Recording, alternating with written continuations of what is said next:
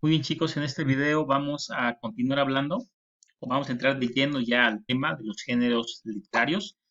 Como ya platicábamos, tiene que ver con la clasificación de la literatura en distintos grupos o en este caso pues, géneros. Se clasifican de acuerdo a su forma, de acuerdo a los temas también que tratan y vemos que a pesar de que la cultura o la sociedad va evolucionando, va cambiando, los géneros permanecen, se modifican ciertos aspectos, pero siguen permaneciendo como tal estos géneros, que es el narrativo, el género lírico, el género dramático y el ensayo literario. Es el género más nuevo, más reciente, por decirlo así. Y a su vez, cada uno de estos géneros tiene subgéneros que más adelante vamos a ver. Pero en este solamente vamos a entrar a hacer un resumen muy breve de cada uno de estos géneros. Entonces, el primer género que tenemos es el género narrativo. Como tal, y aquí lo tengo apuntado, el género narrativo tiene como tal, es una historia que es narrada o es contada por alguien, en este caso por un narrador. Aquí lo puse, un narrador que narra, o sea, cuenta una historia. Y esta historia, pues, generalmente tiene que ver con acontecimientos en un momento, en un lugar, y las acciones de los personajes. Entonces, el género narrativo, como tal, tiene su origen, es el género más antiguo, tiene origen desde incluso antes de la escritura, tal vez, ya que las antiguas personas o en sociedades muy antes incluso de la escritura se narraba, se contaban historias, se contaban acontecimientos y desde entonces existe el género narrativo. Al día de hoy pues, ha evolucionado hasta series, hasta cómics, mangas, no sé, todo esto es un género narrativo. Ok, y se puede considerar que es el género más antiguo, como decíamos, y generalmente está escrito en prosa. Entonces considerando que el género narrativo consiste en alguien que cuenta algo, a alguien que narra algo, tenemos el cuento o la narración más corta y breve del mundo, que es de un tal Augusto Monterroso, un guatemalteco. Consiste en esto, ese es el microrrelato o microcuento más pequeño del mundo. Dice, cuando despertó, el dinosaurio todavía estaba allí. Y cumple las funciones de un cuento, de una narración. Es una narración, es sumamente corta, pero esto es una narración. Eh, entonces el género narrativo es uno de los cuatro géneros grandes y, como dijimos, básicamente trata de esto, narrar una historia y acontecimiento. El género lírico tiene que ver más con sentimientos, emociones o sensaciones y generalmente está asociado a la poesía o a los poemas.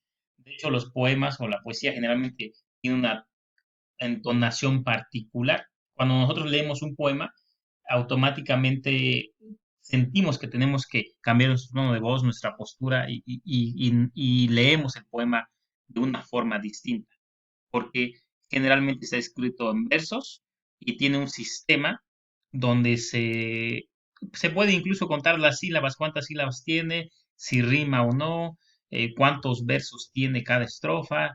Entonces, el género lírico tiene que ver más con la entonación. Después lo vamos a ver, pero tiene su origen en las canciones, en realidad canciones antiguas en Grecia, donde se contaban historias, pero de forma cantada, por decirlo así. Por de ahí viene que tiene cierta entonación.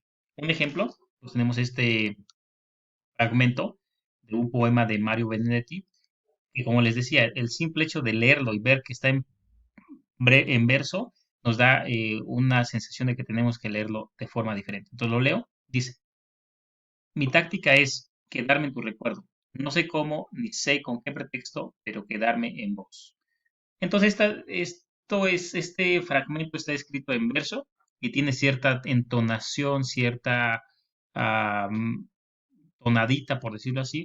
Y como dijimos, el género lírico principalmente se trata de transmitir sentimientos, emociones o sensaciones. Y tiene que ver con la poesía. El género dramático ah, es el tercer género y a diferencia del género narrativo, donde sí hay una narración de hechos y acciones, En este igual hay hechos, hay acciones, hay acontecimientos, pero la característica es que es una representación.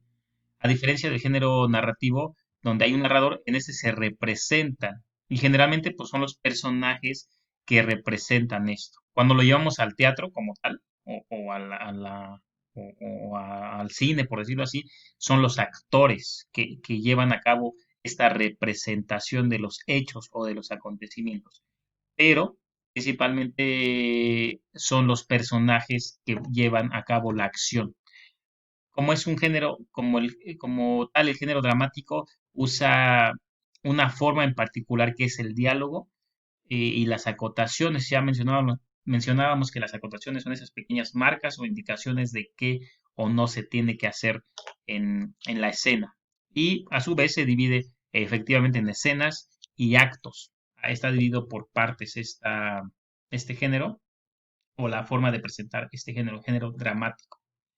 Y hay una diferencia o un contraste entre el texto literario, porque podemos leer una obra y leerla en un libro, e imaginarnos y todo. Pero una vez que esta obra o este texto es llevado a escena, se convierte en un espectáculo, donde ya personas o actores como tal llevan a cabo, llevan en práctica o representan lo que está escrito en el texto literario, género dramático. Y por último, el ensayo como género literario. am, ya decíamos que es diferente al ensayo académico o al ensayo de investigación y es el más joven de todos los géneros literarios. Tiene su origen en el siglo XVI, en 1580, y es sumamente importante ese personaje, Michel de Montaigne, porque él acuñó el término o él le puso el nombre a un libro que se llamaba Ensayos, y se llamaba Ensayos porque efectivamente no trataban de convencer a nadie y no trataban de decir que algo era de tal forma, simplemente quería hablar de un tema y le llamó a su libro Ensayos y empezó a hablar de distintos temas, de lo primero, como dicen por ahí, de lo primero que se le venía a la mente y escribía.